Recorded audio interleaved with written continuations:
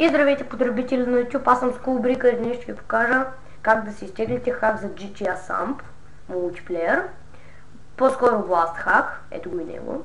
Ще ви покажа откъде да го изтеглите, как да го сложите и как се ползва. Така. Първо влизате в интернет, отивате в Google,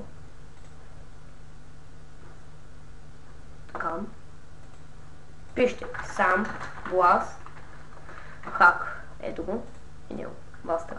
Излезват 3 клипа. Слезете малко по-надолу и трябва да намерите ето това. Ето. GTA Samp Mod SA. Така. Искате го.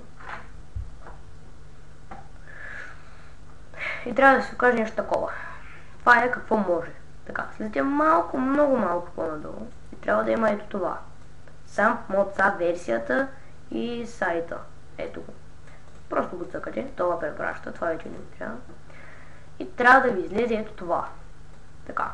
Ако не ви излезе, нещо си обърка. Това трябва да стане. Цъкате някъде на жълтото поле. Просто някъде. Произволно. И ви се отваря това. Две папки. Едното е за нашето, което сега не трябва, другото е за 5. Който има GTA 5, да си изтегли второто. Има много поздрави от мен, ако я има. Така. Теглите го, след което казва това. За да го активирате, отивате в папката, където ви е GTA-то и сампът. Ето го GTA Samp, така. Просто сваляте, хващате и го дърпате в тук, някъде. Това. След като го изтеглите, вече хака ви е готов за ползване. Отивате. Ето, намирате някакъв сървър. Няма значение какъв. Така, влизате в него. Няма да ви показвам какви работи може, защото много става дълъг клипът. Няма да мога да го кача. Така. Само ще покажа как. Ето вижте, blasthack.net и версията отстрани пише. Така. Само ще ви покажа откъде и какво. Няма да ги активирам. Ето, вижте. Имате долу Weapon, Money, Freeze, iBreak, Stick, iFly.